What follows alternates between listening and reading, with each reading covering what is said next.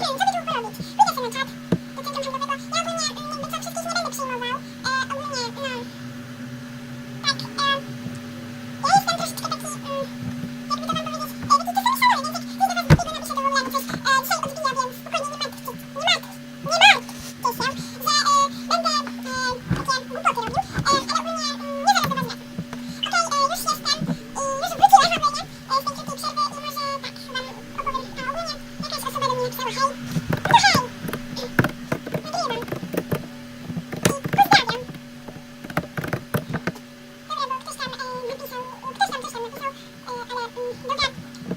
Tak, no to pójdziemy sobie, nie wiem, nie pójdziemy. Dobra, nigdy nie będziemy śpiewać. Może się jeszcze raz przebiorę. Poczekajcie chwilkę.